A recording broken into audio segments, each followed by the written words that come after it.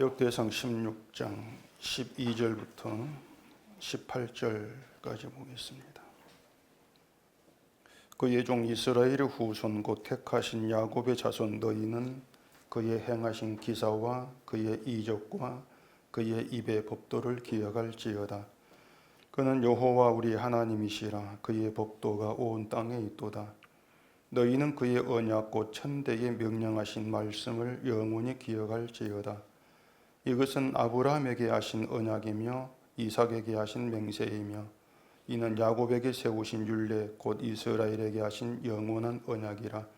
이르시기를 내가 가나안 땅을 내게 주어 너의 기업의 지경이 되게 하리라 하셨도다. 아멘. 기도하겠습니다.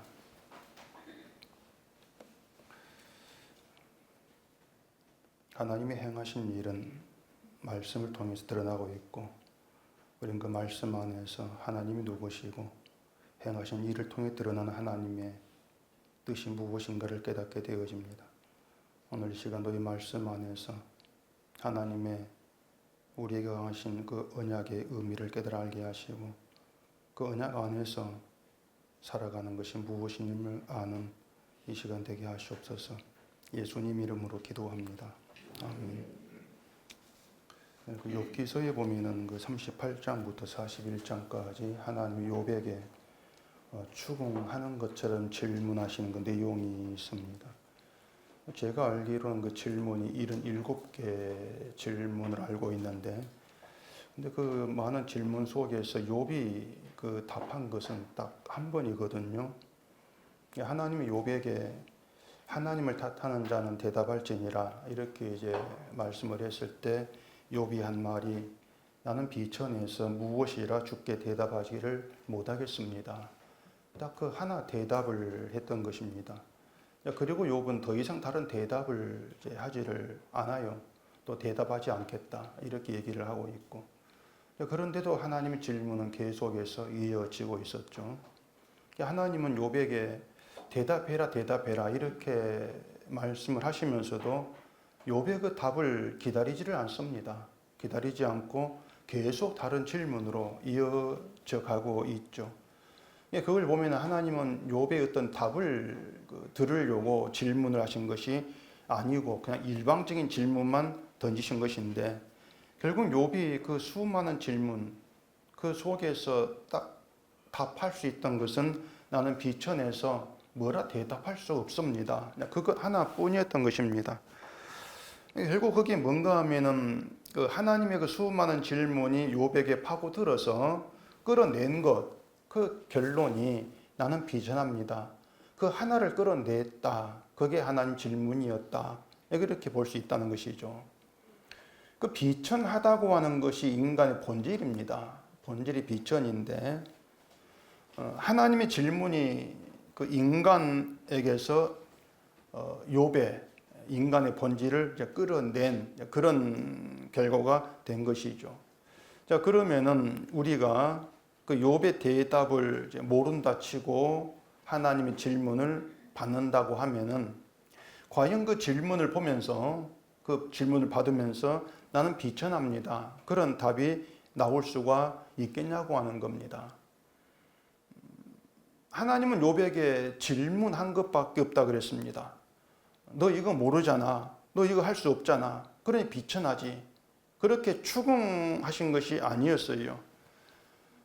첫 질문이 내가 땅에 기초를 놓을 때에 너는 어디 있었느냐?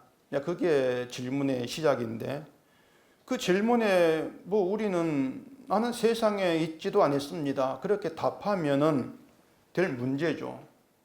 그게 답이니까 사실은. 또 내가 바다의 샘에 들어갔었느냐, 깊은 물 밑을 내가 걸어 다녀봤느냐, 이런 질문도 있고, 뭐 눈, 우박, 홍수, 번개에 관한 그런 질문도 있단 말입니다. 그런 질문에 대해서 우리 답할 수 있는 것은 우리는 그거 못합니다. 하나님 다 하시죠. 바닷속 깊은 곳도는 못 들어갑니다. 하나님 아시겠죠. 뭐 그렇게 말하면 되는 이제 질문들이란 말입니다. 또 산염소가 새끼 치는 때를 아느냐, 암사슴이 새끼 낳는 걸 본 적이 있느냐, 이런 질문도 있는데 사실 그런 질문을 우리가 받는다 할지라도 우리가 그걸 알아야 될 필요가 없지 않습니까? 뭐 암사슴이 새끼 낳는 것을 우리가 못 받아 할지라도 그게 우리에게 무슨 의미가 있겠어요? 또 그걸 알아야 될 이유가 우리에게 전혀 없단 말입니다. 암사슴이 새끼 낳는 것을 사람들에게 보여주는 것도 아니고요. 숨어서 몰래 은밀하게 새끼를 낳는 게 야생 짐승인데 그걸 누가 볼 수 있다고, 또 우리가 봐야 될 이유가 뭐가 있다고 그런 질문을 하시냐고 하는 것이에요. 또 그런 질문 우리가 받을 때에 그런 질문을 받으면서 나는 비천합니다. 이러한 그 답이 우리에게서 나올 수가 있겠냐고 하는 것이죠. 욥이 몰랐던 것이 뭔가 하면은 자신이 비천한 존재라는 것이었습니다. 이는 욥이 몰랐죠. 그 동방 사람 중에 가장 훌륭한 자로 칭송을 받을 정도로 신앙이 좋았던 사람이 욥이고, 그런 욥인데 그런 욥이 자기를 비천하다 그렇게 여겼겠냐고 하는 것입니다. 자기를 그렇게 알지를 않습니다. 죄 짓지 않으려고 온 힘을 다했고 훌륭하다 칭송까지 받고 있는데 나는 믿음이 좋아 이렇게 자기를 알면 알았지 난 비천해 그렇게 알지를 않죠. 그래서 모든 걸 다 잃어버리는 그 재앙을 당한 욥에게 친구들이 찾아와서 다 이건 너 죄 때문이야 이렇게 충고했을 때 욥은 그럼 너희가 내가 허물된 것이 뭔가 좀 가르쳐달라 이렇게 나옵니다. 네 죄가 뭔가 너희가 좀 말해달라. 그럴 정도로 욥은 자기가 문제없어 이렇게 생각했던 거예요. 문제가 없다 생각했기 때문에 그런 재앙들이 왜 오는지 답답했던 것이죠. 난 아무 문제가 없는데. 그런 욥이 하나님의 질문이 자기에게 이제 파고들면서 비로소 내가 비천하구나 이것을 알게 된 거예요. 그 비천하다고 하는 게 뭐냐 하면은 비천한 인간에게서 나오는 건 어떤 것도 가치 없다 그 뜻이란 말입니다. 그냥 난 비천하면 끝나는 것이 아니에요. 비천한 존재에게 나오는 모든 어떤 것도 가치는 건 없다. 그렇게 연결이 돼야 한단 말입니다. 그렇기 때문에 난 비천합니다. 그 말에 연결되어 있는 것은 이제 내가 행하는 건 나에게 나오는 거 어떤 것도 가치를 두지 않겠습니까? 그 뜻이 되는 거예요. 그게 비천이란 말입니다.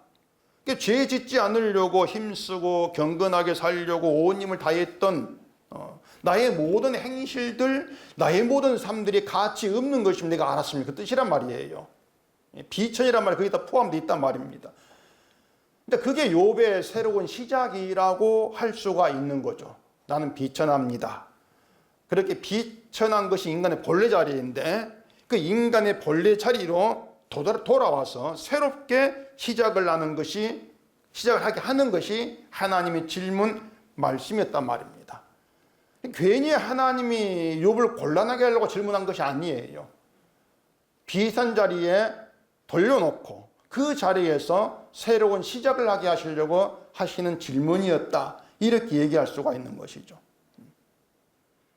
그 욥기 마지막이 하나님 욥에게 이전 소유보다 갑절을 막 더 주시고 또 아들 7과 딸 3을 주셨는데 이 딸 셋이 모든 땅에서 그 딸보다 더 아름다운 여자가 없을 정도로 아름답다 이렇게 되어 있지 않습니까?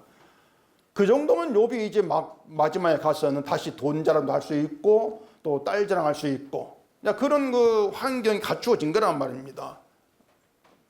그걸 두고 이제 사람들은 하나님 욥에게 다시 복을 줬다 이렇게들 이제 얘기하게 되는데 다시 복을 주신 것이 아니고 재산이 많고 자식들이 뛰어나게 잘난 자식들이 있다 할지라도 너 욥은 비천해 그거란 말이에요.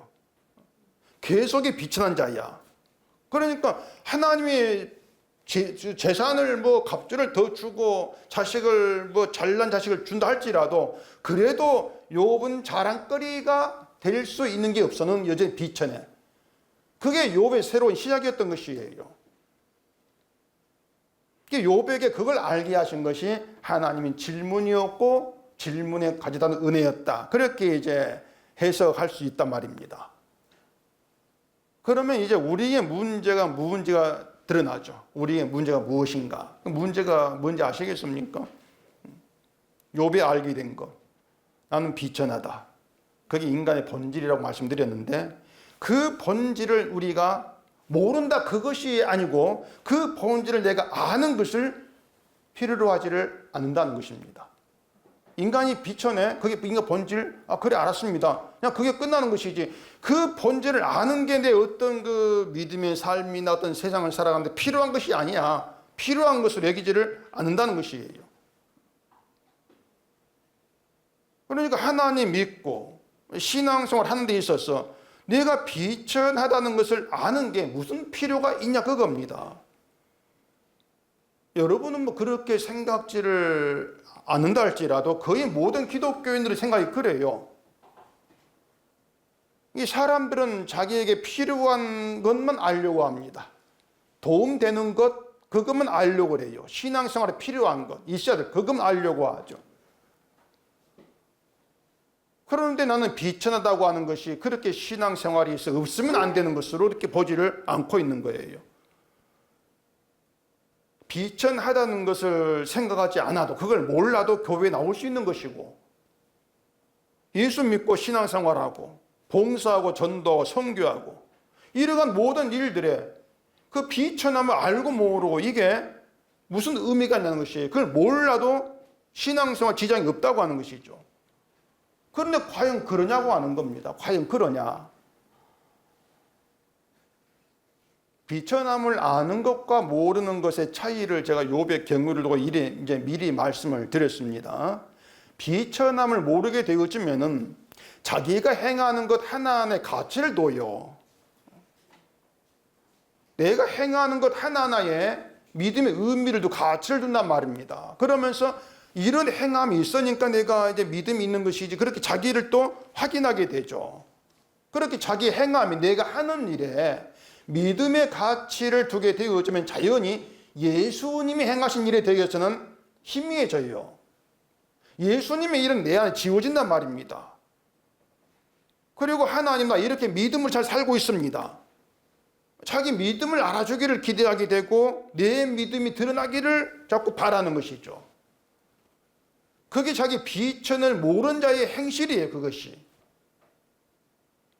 근데 비천을 알게 되어 지금 말씀드린 것처럼 뭘 한다 할지라도 그게 다 가치 없는 것으로 그렇게 본단 말입니다.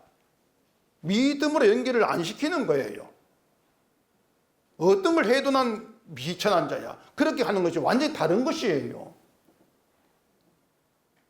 그러니 비천을 알고 모르는 것 신앙생활 영향이 아무 문제가 없다, 의미가 없다, 그건 잘못된 거죠.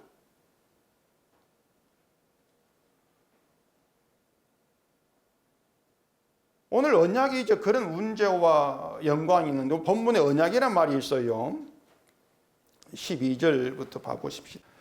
그의 종 이스라엘의 후손 곧 택하신 야곱의 자손, 너희는 그의 행하신 기사와 그의 이적과 그의 입의 법도를 기억할지어다.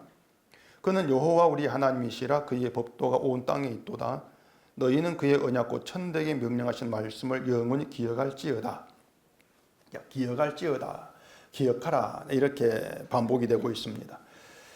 자, 기억하라고 하면은 대개 이제 이 성경 말씀을 잊어버리지 말고 머리에 기억하고 있으라, 그런 뜻으로들 생각을 하게 되어지는데, 그 기억하라고 한 것이 뭔가 하면은 하나님께서 행하신 기사와 이적과 또 하나님께서 말씀 법도를 기억하라, 이렇게 되어 있지 않습니까? 자, 그러면 이제 우리가 그 모든 것들을 우리 머리로 기억하고 잊어버리지 않을 수 있냔 말입니다. 그렇게 못하죠. 우리가 하나님의 법도, 천대에 명령하신 그 말씀을 기억하려면 성경을 전부 알고 잊지를 않아야 돼요. 외워야 되죠. 안 됩니다. 아마 유다 백성들도 그렇게까지는 못할 거예요. 하나님은 머리에 담아두고 그걸 외우고 잊지 말라, 그런 뜻으로 기억하라, 그렇게 말씀하신 것이 아니에요. 우리가 설령 성경을 통째로 다 외워가지고 어디 몇 장 몇 절 하면 막 금방 그 구절이 튀어나오고 그렇게 암기한다 할지라도 그걸 믿음이라고 하지 않습니다. 믿음이 아니에요. 괜히 고생한 거지, 외운다고. 여수에 가면 그 애양원이라는 곳이 있어요. 손양원 목사님 유적지로 유명한 곳인데, 그 한센병이라고 예전 그 나병, 문둥병 그랬지 않습니까? 그 환자들이 모여 산 곳이 애양원이에요. 지금도 거기에 간 병원도 있고 교회도 있고 그런데 그 교회의 장로님이 예전에 계셨습니다. 좀 돌아가시 안 계시는데 이분이 신약 성경을 암기한 분으로 유명해요. 그래 거기 가면 이제 그분이 앞에서 막 성경 외우고 막 그랬었는데 거기에 가면 이제 성경 암송반도 있고 그랬단 말입니다. 예전에 지금 모르겠어요. 신약 성경 외운다는 게 이게 그 보통 일이 아니죠.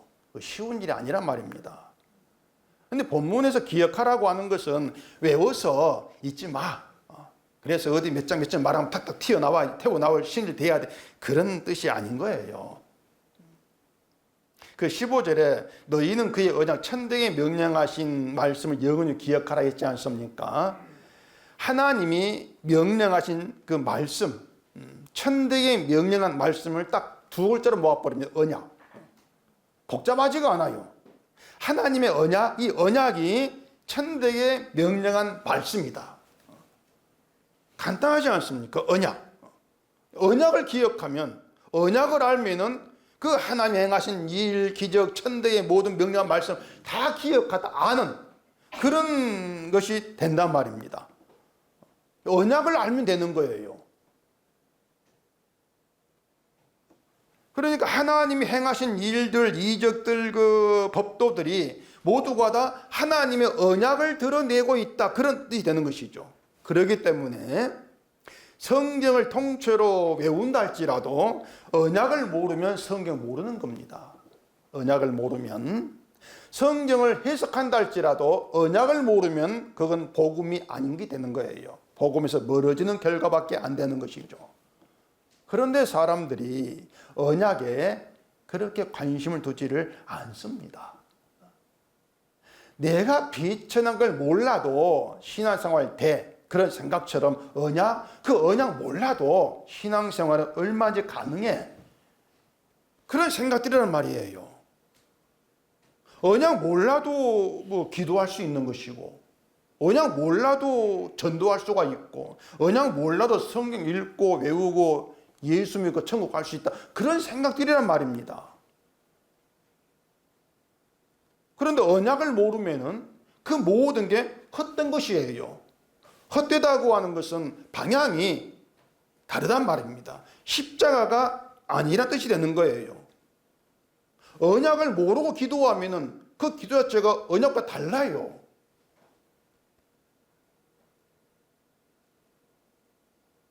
바울이 다른 복음을 전하면 저주를 받을지어다 이렇게 말을 했는데 그 다른 복음이 뭔가 하면은 율법의 행위가 우리를 의롭게 하는 그것이었단 말입니다. 행위가 나를 의롭게 해. 그걸 바울은 다른 복음 이렇게 얘기했던 것이에요. 그걸 두고 단순히 율법을 잘못 이해한 것이다. 그렇게 말할 수 없어요. 언약을 모르기 때문에 언약을 모르니까 그 인간의 비천함을 모르기 때문에 언약, 율법, 말씀 지키면은 인간이 의롭게 이게 믿으면 그런 해석이 나온단 말입니다. 지금도 교회가 그 믿음의 가치를 두는 행함들이 수없이 많지 않습니까?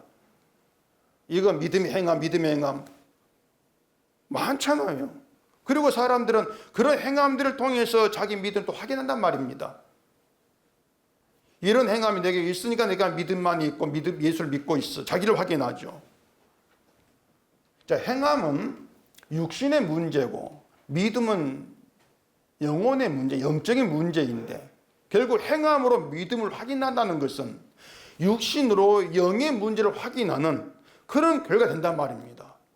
보이는 것으로 보이지 않는 걸 확인하는 거예요. 그런 게 어디에 있습니까? 성경에 그건 없어요.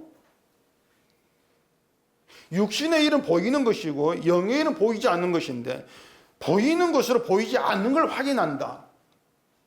그게 율법이란 말입니다. 그게 인간의 행함이라는 거예요. 그러니까 이 교회에 이런 사태가 계속 벌어지고 있는 이유는 간단해요. 언약을 모르기 때문이다. 아주 간단합니다. 언약을 모르기 때문이다. 이게 교회 잘못이에요. 목사의 잘못이고. 언약이고 천대에 명령하신 말씀이라는 것을 그냥 대수로한 채 흘려듣고 있는 지나쳐버린 것이에요. 그런데 언약이 없이는 언약의 중심이 자리하지 않고서는 말씀이 말씀되지를 않습니다. 그냥 성경 읽는다고 말씀되는 게 아니에요. 언약의 중심에 자리하지 않은 건 말씀이 아니고 복음이 아니에요. 다른 복음이에요.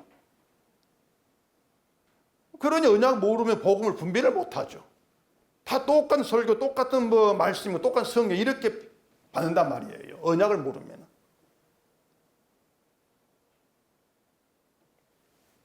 그래서 천덕에 명령하신 말씀을 영원히 기억하라 이렇게 얘기하고 있는 것은 하나님의 언약을 알고 그 언약 안에 있는 언약을 믿는 그 사람이 영원한 백성이고 성도 그 뜻이란 말입니다. 중요한 것은 언약이란 단어를 알고 언약을 얘기한다고 해서 언약을 안다 그렇게 얘기할 수가 없다는 것이에요. 지금 그 교회에 언약이란 단어를 넣어서 설교한 분들이 많습니다. 많아요. 그런데 언약을 어떤 의미로 자꾸 이해를 하는가 하면은 하나님께서 언약하시고 반드시 그 언약을 지켰다. 약속을. 이렇게들 생각하기 때문에 언약을 말하면 하나님은 반드시 지키고 이루시는 분이다. 그렇게 얘기를 한단 말이에요. 그러니까 언약을 세우신 하나님 그 언약을 반드시 지키는 것처럼 하나님 하신 말씀을 지키신다. 반드시 이렇게 말하면서 성경에 하나님이 도우신다고 했으니까 반드시 도우십니다. 하나님은 응답하신다고 했으니까 반드시 응답하십니다. 그러니 포기하지 말고 낙심하지 말고 기도하라. 그런 뜻으로 언약을 자꾸 사용한단 말이에요. 그건 진짜 언약이 아니거든. 그런 언약 없어요. 그래 오늘 우리가 좀 이제 알아야 되는 것이 하나님의 그 영원한 언약이 뭐냐는 것입니다. 그래서 그 언약에 담긴 의미를 알면은 성경을 암기를 못해도 천덕의 명령한 말씀을 기억하는 게 돼요. 언약을 알면은. 본문 16절 봐보십시다. 이것은 아브라함에게 하신 언약이며 이삭에게 하신 맹세이며 이는 야곱에게 세우신 율례 곧 이스라엘에 하신 영원한 언약이라. 이 구절만 딱 보면은 아브라함 하신 언약은 뭐고 맹세는 뭐고 율례는 뭐고 복잡해지지 않습니까? 그런데 제가 아주 쉽게 말씀드릴게요. 아주 쉽게. 자, 거기 언약, 맹세, 율례 이 말을 하는데 이 언약, 맹세, 율례가 의미하는 게 뭐냐면 사람으로는 되고 맞습니까? 안 되고예요. 사람으로는 안 되고 하나님으로만 된다. 그게 언약, 맹세, 율례 그 뜻이란 말입니다. 사람으로는 안 돼. 하나님으로만 돼. 그걸 기억하면은 언약을 기억하는 것이고 하나님 말씀을 기억하는 게 돼요. 중요한 내용입니다. 물론 교회도 그렇게 말합니다. 사람으로는 안 되고 하나님으로만 됩니다. 그 말을 당연하게 하고 있죠. 근데 문제가 뭐냐 하면은 사람으로는 될 수 있고 안 되는 부분 낳는 거예요. 이건 사람으로는 될 수 있어. 근데 이건 사람으로는 안 되겠다. 나온단 말입니다. 과연 오늘처럼 주일에 교회 모이고 예배하고 기도하면서 사람으로는 안 된다. 그런 의식을 갖고 하지를 않습니다, 우리가. 그렇잖아요. 이런 것쯤은 내 힘으로 얼마든지 충분히 가능해 할 수 하고 있어. 그런 생각들이란 말입니다. 만약 사람으로는 안 되고 하나님으로만 된다 의식을 가지고 예배하고 기도한다면 당연히 내가 하고 있는 모든 것들은 내가 하는 것이 아닌 게 돼야 돼요.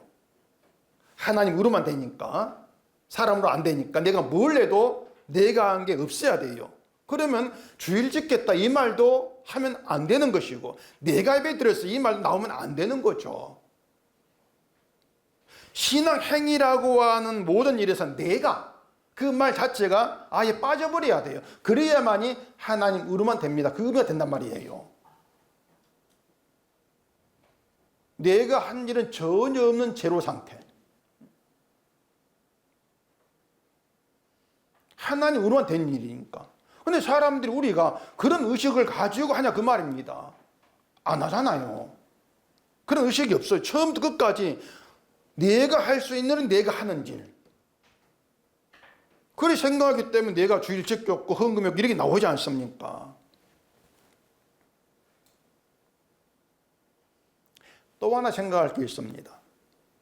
하나님 의로만 된다면 내가 계획한 대로 안 된 일도 하나님께서 하신 일로 알아야 되죠. 내 생각대로 안 된 것도 이것도 하나님께서 하신 일이야. 하나님 의로만 된다는 것이 내 계획도 다 되는 그게 아니란 것이에요. 안 돼도 하나님 의로만 되는 일. 그렇게 되면 안 된 일 실패가 아닌 거예요. 근데 우리는 그런 의식을 가지고 어떤 교회에 나오고 예수를 믿고 있지를 않단 말입니다. 사람 힘으로 안 되고 하나님이 되게 해야 됩니다. 하나님으로 됩니다. 이렇게 하면서도 자꾸 내 계획, 내 것을 이루어주는 그 하나님의 일, 그걸 자꾸 기대를 하고 속에 두고 있지 않습니까? 예배당을 지을 때 이구동성으로 하는 말이 하나님으로만 됩니다. 사람으로 안 됩니다. 그런 말이에요. 그런 말로 교민들에게 마치 그 예배당 짓는 것이 하나님께서 하신 하나님 뜻인 것처럼 그렇게 이제 받아들이게 하는 것이죠. 하나님으로만 된다는 그 말을 그렇게 아무데나 갖다 붙이면 안 됩니다. 예수님이 사람으로는 할 수 없으나 하나님으로서는 다 할 수 있다. 그렇게 말씀하신 내용이 있죠. 낙타가 바늘기에 들어가는 것이 부자가 하나님 나라에 들어가는 것보다 쉽다. 이렇게 이제 말씀에 그 말씀 제 아들이 놀라가지고 그럼 누가 구원을 얻을 수 있겠습니까? 이 말씀에 예수는 그렇게 이제 말씀하신 거예요. 다시 말해서 사람으로는 안 되고 하나님으로만 된다. 그 말은 구원의 일에만 국한되는 것이라 그 말입니다. 그게 언약이라고 하는 것이에요. 구원의 일에 갖다 붙여 해석해야 될 것이 하나님으로만 할 수 있다. 그 말이란 것이에요. 예배당 지으면서 하나님으로만 된다. 그렇게 갖다 붙지 말라는 것이죠. 사람으로는 할 수 없다는 것은요, 사람이 자기를 구원할 실력이 없고 능력이 없어서 안 돼. 그 뜻이 아니고요. 사람 자체가 천국에 들어갈 수 없는 존재라 그 뜻이란 것입니다. 그 뜻이란 말입니다. 구원이 하나님으로서는 할 수 있다. 내가 나를 구원할 실력이 없어서 그렇구나. 그게 아니고 인간 자체가 천국에 들어갈 수 없다. 천국에 안 맞다는 거예요. 인간 자체가. 내가 내 힘으로 천국에 들어갈 믿음이 안 돼. 이것하고 나는 천국에 들어갈 수 없는 악하고 더러운 존재야. 이것도 다르지 않습니까? 아예 다른 거예요. 나는 서울대 들어갈 실력이 안 돼. 이것하고 서울대는 나를 안 받아줘.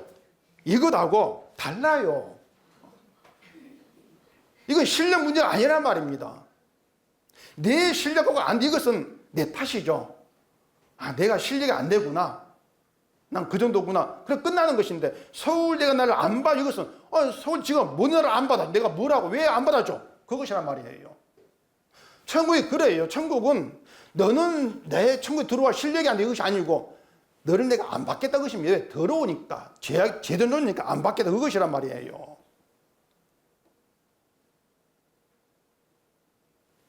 결국 천국은 처음부터는 안 돼. 차내버립니다. 막아버리는 거예요. 저 열심히 믿었습니다. 그래, 믿는다 고생했어. 근데 너는 안 받아줘. 그거예요. 고생은 했는데 안 받겠다는 것입니다. 그래서 하나님으로서는 다 하실 때 이렇게 말씀한 겁니다. 왜? 천국이 받지 않을 존재를 천국에 있게 하니까. 그걸 두고 하나님으로서만 할 수 있다. 이렇게 얘기를 하고 있는 것이죠. 하나님만 우리를 천국 보내. 그 뜻이 아니란 것이에요. 언약으로 오신 예수님으로만 된다. 그렇게 보시면 돼요. 예수님으로만 된다. 뭐 그 말이 그 말 아닙니까? 이렇게 또 할 수가 있는데 하나님만 우리를 천국 보내신다. 맞긴 맞는데 그렇게 생각할 때 위험한 게 있단 말입니다. 그게 뭔가 하면은 말씀드린 것처럼 천국은 나를 받지 아니한다. 이걸 자꾸 놓치는 거예요. 그것을. 천국은 나를 안 받아. 이걸 생각하지 않고 하나님만 나를 천국에 보낼 수 있어. 이렇게 보게 되어지면은 결국 나를 천국 보내려고 예수를 보내신 것이 되는 것이고 나를 구원하시려고 십자가에 죽으신 그런 일을 알아물게 하는 그 말입니다. 그게 언약이 아니란 것이에요. 그래서 말씀을 영원히 기억한다는 의미를 좀 더 우리가 바르게 알고 있어야 되는데, 이것 때문에 설교 시작하면 욥의 이야기를 제가 말씀을 드린 것입니다. 욥에게 하신 하나님의 질문, 말씀이죠. 그 말씀이 욥에게 이끌어낸 것이 난 비천하다, 인간의 본질, 그 고백이었다는 게 있죠. 이것이 욥이 하나님의 질문으로 인해서 기억하게 된 자기 본질이에요. 그래서 언약을 기억하라, 말씀을 기억하라, 그게 바로 그런 의미란 말입니다. 말씀을 기억해, 언약을 기억해, 너는 비천한 존재임을 기억하라는 것이에요. 그 뜻이에요, 바로. 물론 나는 비천합니다, 끝. 그게 아니죠. 비천한 자로 시작하라는 겁니다. 비천한 시작해라. 비천한 거 알았어, 예, 알았습니다, 됐어, 끝났어. 아니에요. 비천한 존재로 시작하자, 그 말입니다. 이것이 하나님 부르시고 구원하신 인간으로의 새로운 시작, 새로운 출발이에요. 비천하다, 그것이. 그게 우리의 새로운 출발이 되어야 한단 말입니다. 그 출발점 돌려놓는 것이 하나님 말씀이라는 얘기죠.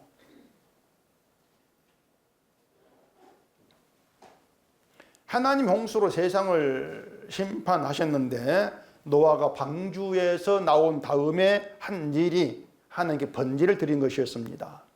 그 번제 드린 것은 단순히 고맙습니다, 살려서 그 제사가 아니고 나도 심판을 받아야 될 그런 비천한 존재인데 하나님께서 살게 했습니다. 그게 번제예요.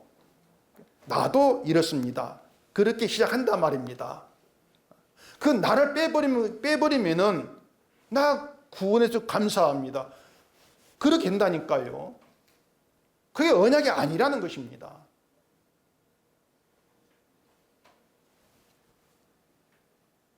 그렇게 번제를 드렸을 때에 하나님이 다시는 사람으로 말미암아 땅을 저주하지 않겠다, 이렇게 언약하시고 증거로 무지개를 두시지 않습니까? 그 말이 뭐냐면, 언약이 뭐냐면은 인간의 마음은 여전히 어려서부터 악하다는 거예요. 악하기 때문에 땅에 존재할 수 없는 인간이라는 것입니다.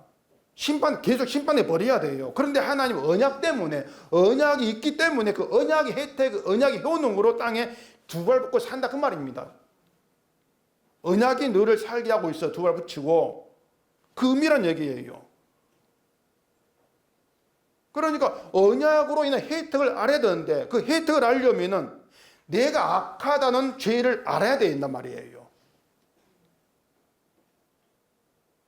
그래야만이 내가 뭔가 잘해서 구원받고는 이게 안 나올 것 아니란 말이죠. 그 차이를 여러분 좀 잘 분별하셔야 돼요. 아예 방향이 다른 차이입니다, 이것은. 해석 차이가 아니고 방향이 달라요. 복음인 다른 복음이냐, 그 이유가 되는 것이에요.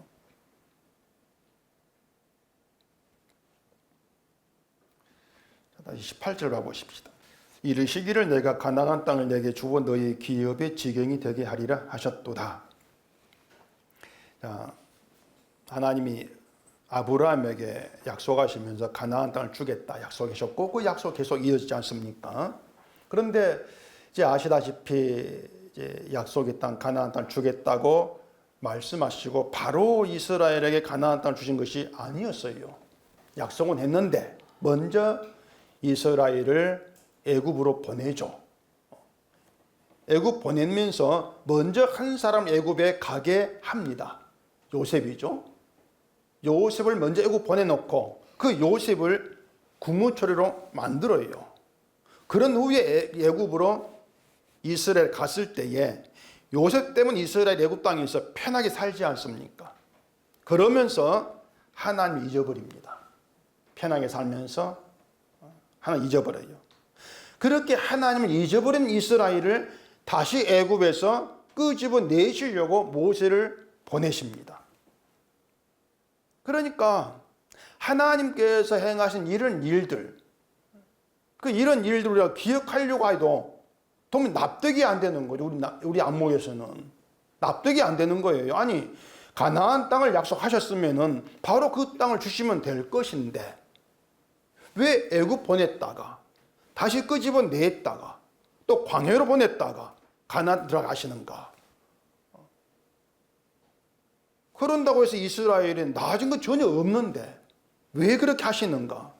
그런데 그게 하나님께서 행하신 일이고 그렇게 일하신 과정에 홍해를 건너게 하시고 바위에 물이 나오게 하시고 만나주시고 이런 기적들이 또 경험하게 한단 말입니다. 이스라엘을 향해서.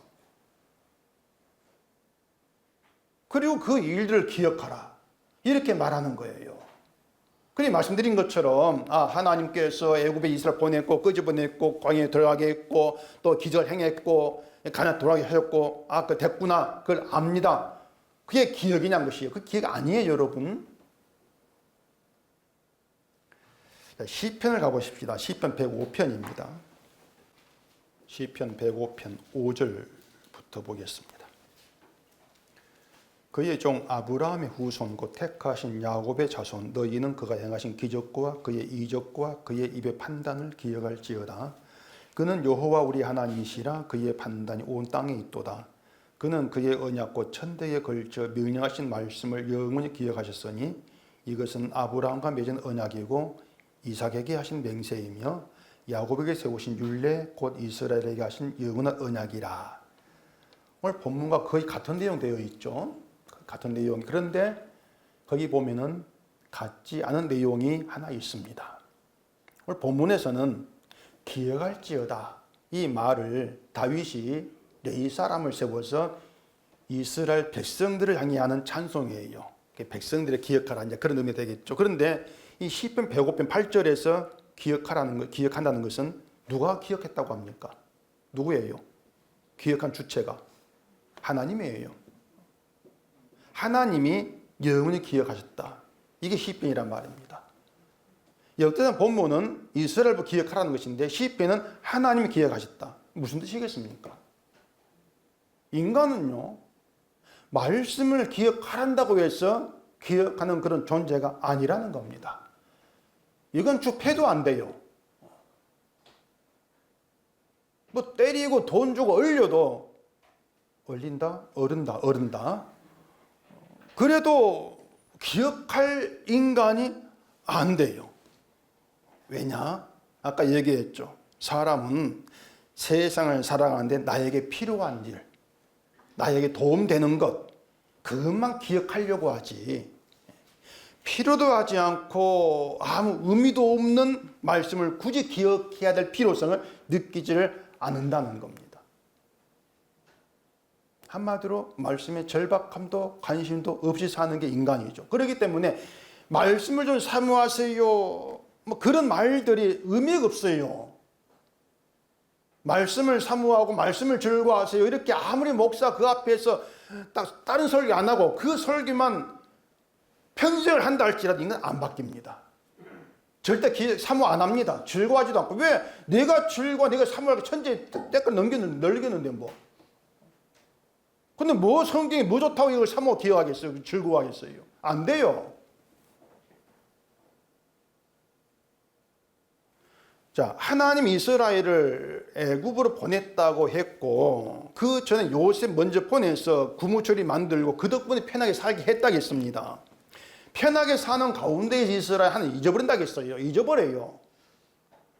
그 105편 23절에 보면은 이에 이스라엘이 애굽에 들어가며 야곱이 함의 땅인 나그네 되었다 이렇게 말합니다. 애굽이 함의 땅이에요. 저주받은 함의 땅이에요. 애굽이 저주받은 땅에서 저주받은 족속들, 이방인들 그들과 함께 살면서 그 땅에 사는 걸 이스라엘이 좋아한단 말입니다. 자기 딸 살고 있는 땅을 저주받은 땅으로 보지를 않는 거예요. 그러니 그 땅에 나와야 돼. 그 생각이 없는 거죠. 요셉 때 편히 살고 있으니까. 결국 이스라엘이 그렇게 편히 살면서 하나 잊어버리고 우상성기 하득하게 그들과 한 통속이 되어버린 거예요. 애굽에서. 그들을 끄집어내어서 광야에 집어넣었습니다. 먹을 것 없다는 것 때문에 애굽을 그리워하지 않습니까? 애굽 먹었던 마늘 부찌개 뭐가 맛있다고 말이죠. 그걸 그리워하고 있는 거예요. 그런 걸 통해서 그 이스라엘이 결국은 저주받은 그 자들과 한 통속이다. 이게 계속 드러나고 있는 거예요. 삐져내는 거예요. 그리고 그런 이스라엘을 가나안 들어갑니다. 그런데 가나안 땅은 누구 땅입니까? 함의 땅이에요. 함 족속, 함의 후손 땅이란 말입니다. 재밌지 않습니까, 여러분? 어차피 약속의 땅이라 주신 것이 저주받은 족속의 땅이라면은 똑같이 함의 땅인 애굽으로 보내서 그 430년간 거기에 머물게 할 이유가 뭐가 있냐 말이에요. 어차피 저주 땅인데, 약속의 땅도. 이 모든 것이 하나님 언약까지 연관이 있는 것인데, 그게 뭐냐면은 자기 백성 언약 안에서 저주받은 자, 죽음의 존재를 새롭게 시작하려고 하신단 말입니다. 너는 저주받은 자 똑같은 그 존재야. 넌 죽음의 존재, 이걸 알게 하셔가지고 그렇게 저주받은 자로 언약 안에서 새롭게 시작하시려고 애굽 원내 광야 집어넣어 들어가게 하시고 그렇게 갖고 계시는 거예요. 너는 나를 기억할 존재가 날 잊어버릴 존재밖에 안 되잖아. 그거예요. 그러니 하나님을 잊어버렸다면 이방인과 다를 바가 없죠. 광야에서도 이방인과 똑같은 본성을 드러낸단 말입니다. 그렇게 해서 저주받은 함의 자손 땅으로 집어넣으신 것은, 그걸 약속이라 하신 것은 저주받은 이방인과 같은 존재로 시작하라는 거예요. 약속의 땅에서. 그리고 그런 그들에게 약속의 손으로 예수가 오신다 그 말입니다. 저주받은 자에게. 결국 애굽이 빠져버리고 광야가 빠져버리고 가나안 땅 약속 바로 들어가 보면은 땅의 본질, 인간의 본질을 몰라요. 그게 사라져. 그게 없는 거예요. 그냥 단지 조상 대대로 믿어온 하나님이 우리를 도와서 가나안 땅을 우리에게 주셨구나. 이것밖에 안 돼요. 이게 지금 교회가 말하는 신앙이지 않습니까? 하나님 우리를 도우신다. 그럼 이것도 주고 저도 주신다. 그게 애굽도 없고 광야도 없는 거예요. 그게 신앙이 아니죠. 애굽, 광야 이런 과정이 없이 그냥 바로 하나님 약속한 천국으로 그냥 가는 것을 생각해 버리니까 예수 믿는 구원받는다. 그것이고 내가 신앙생활 잘하면은 그 믿음을 구원받아. 그런 생각이란 말입니다. 그건 언약을 아는 게 아니다. 그 복음이 아니에요. 왜? 그 복음 중심 언약에 빠져 있으니까. 인간의 본질에 빠져 있으니까. 그 언약이 아니다. 한마디로 말하면 자기밖에 몰라요. 이것이 언약을 기억하지 않은 언약 밖에 있는 인간. 그런 의미가 돼요. 또 계시록 가보십시다. 요한계시록 2장입니다. 제가 늘 말씀드리지만 이 성경이 말입니다. 이 창세기부터 계시록까지가 흔들림 없이 흐트러지는 것이 없이 하나로 연결되어 있어요. 그 연결 통로가 언약이라고 보시면 돼요. 계시록 2장 4절. 그러나 너를 책망할 것이 있나니 너의 처음 사랑을 버렸느니라. 그러므로 어디서 떨어졌는지를 생각하고 회개하여 처음 행위를 가지라. 만일 그리하지 아니하고 회개하지 아니하면 내가 내게 가서 내 촛대를 그 자리에서 옮기리라. 에베소 교회에 하신 말씀인데 그 앞에 에베소 교회에 하신 칭찬 있지 않습니까? 에베소 교회에 뭐 행위와 수고와 인내가 있고 악한 자들 용납하지 않고 거짓 사도를 드러내고 주를 위해 견디고 게으르지 않고 이런 칭찬이 앞에 있단 말입니다. 교회가 그 정도라면은 그 믿음으로 충분하다고 할 수 있지 않겠어요? 그런 칭찬이 있을 정도면은. 그런데 그 칭찬 뒤에 처음 사랑 버렸다 이 책망을 하시고 회개하지 않으면 처음 행위를 가지지 않으면 촛대를 옮겨버린다 그렇게 말씀한단 말입니다. 그러니까 앞에 그 칭찬했던 것들 그 행위, 수고, 인내 뭐 악한 자 용납하지 않고 이러한 그 수많은 것들이 처음 사랑을 버렸다는 거. 회개해서 처음 행위를 가지지 않으면 그 모든 건 다 헛된 거야. 의미 없는 거야. 그 뜻이잖아요. 그러니 처음 행위를 가지지 않는 상태에서, 그걸 알지도 모르는 가운데에서 행위가 있습니다, 수고합니다, 우리 인내가 있습니다, 뭐 악한 사도를 용납하지 않습니다, 우리가 이렇게 살아간 이런 교회입니다, 백날 그렇게 얘기해도 교회 아닌 거예요. 자, 그럼 처음 사랑이 뭔가? 이것도 제가 쉽게 말씀드릴게요. 선악과를 먹은 아담과 하와가 자기가 벗은 줄로 알고 무화과 나무 잎으로 치마를 만들어 몸을 가렸습니다. 그게 선악을 알게 되었다는 증거이고, 그게 죄로 인해 죽은 자 행동이었단 말입니다. 뭐냐면 자기 손으로 내 부끄러움, 내 수치를 가릴 만한 도구를 만드는 거예요. 내 손 만들어 내가 나를 가리는 거죠. 그리고 그 무화과 치마를 만들어 가렸으니까 난 이제 부끄럽지 않아. 내 부끄러움을 누군가에게 안 보이고 있어. 그렇게 생각하고 있는 거.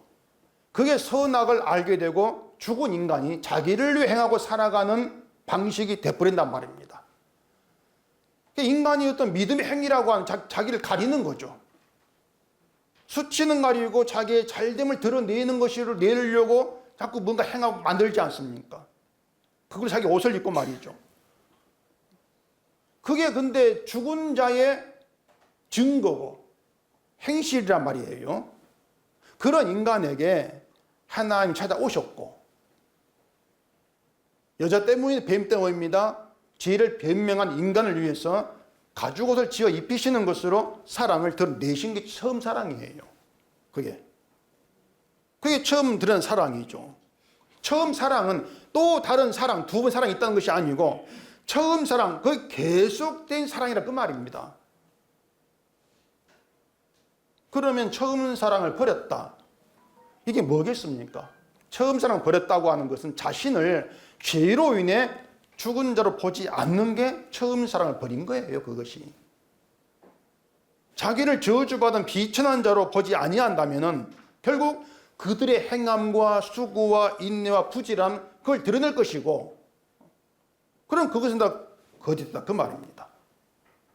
하나님 처음 사랑은 죽은 자에게 찾아오신 사랑이었는데 자기 죽음을 자꾸 보지를 않냐한다면 그 처음 사랑을 버린 것이다, 그 뜻이죠. 교회를 교회답게 만들자는 말을 많이 하는데 결국 교회를 교회답게 만들기 위해 필요한 게 인간 노력이에요. 가만히 있는데 교회답게 된다, 이게 없지 않습니까? 인간의 자리가 교회답게 되지 않겠어요? 그럼 그들에게 십자가의 피를 죽으신 예수가 필요하냐 말입니다. 그들에게 필요하지가 않아요. 교회답게 되는데 십자가만 있으면 돼, 그게 그 생각이 아니란 말입니다. 우리가 바르게 살아야지, 우리가 교회에 붙은 제도를 뜯어 고쳐야지, 이렇게 해야지, 그래야 교회답게 되지, 이렇게 나올 수밖에 없는 거예요. 그게 예수를 버린 거죠. 그것이 십자가는 구원 받은 거 됐으니까 이제 우리가 잘해야 돼, 그게 처음 사랑 버린 것이고 언약의 말씀을 기억하지 않는 거예요. 그래, 처음 행위를 가지라고 하는 것이 뭐냐면 죽은 자 행위라 그 말입니다. 난 비천합니다, 그거예요. 그 행위를 가지라고 하는 것이죠. 그게 언약이고 그게 중심이고, 근데 그게 빠지면 그게 복음이 아니다, 교회가 아니다, 그 얘기란 얘기입니다. 교회다운 것은 뭐냐면 자기를 시험해서 실패자로 날마다 확증되는 교회다운 것입니다. 날마다 실패자로 확증되어져야 돼요. 이런 교회다움을 얘기한 교회를 찾아보기 힘들죠. 사랑은 하나님이 처음 시작하셨고 그 사랑이 십자가로 확정되었습니다. 그러면 하나님이 처음 사랑한 예수 그리스도예요. 처음 사랑이.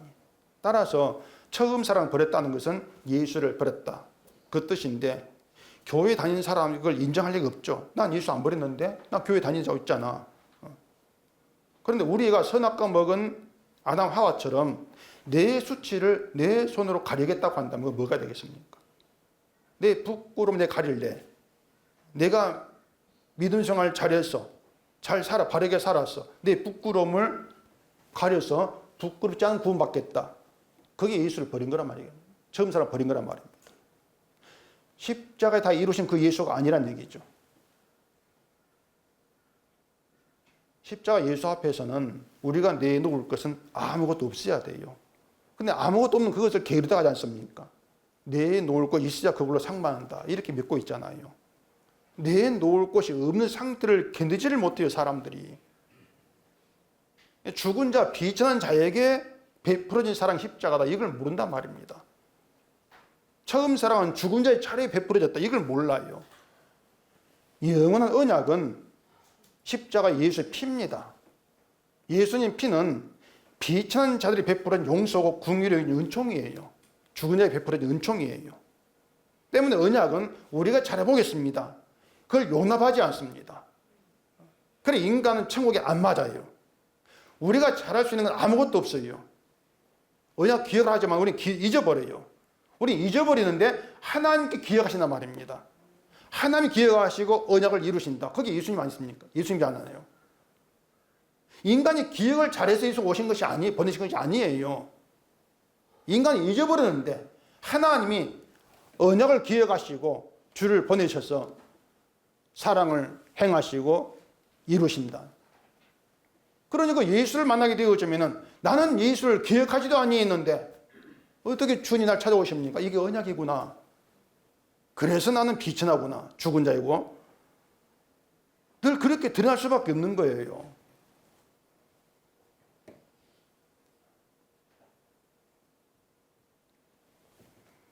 그렇게 하나님의 사랑은 기억하지도 않고 잃어버린 우리에게 찾아오셔서 예수를 주신 것입니다. 그게 하나님의 사랑이에요. 욥에게 말씀을 던져서 나는 비천합니다. 그 비천의 자리를 찾게 하시는 것이 사랑이란 말입니다. 유다를 포로되게 하시고 다시 돌아가신 것도 보면은 이스라엘을 애굽에 보내시고 약속의 땅으로 들어가게 하신 것과 같아요. 비천한 자리, 그걸 찾게 하시고 그 자리에 베풀은 사랑을 알게 하시는 것. 그게 하나님의 일하심이죠.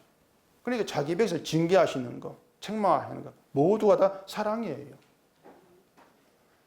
이런 하나님의 사랑을 내 일을 돕고 교회를 키워주고 세상을 편하게 살게 하고 그렇게 오해하지 마시라는 얘기입니다. 성도는 되어야 될 것이 없어요.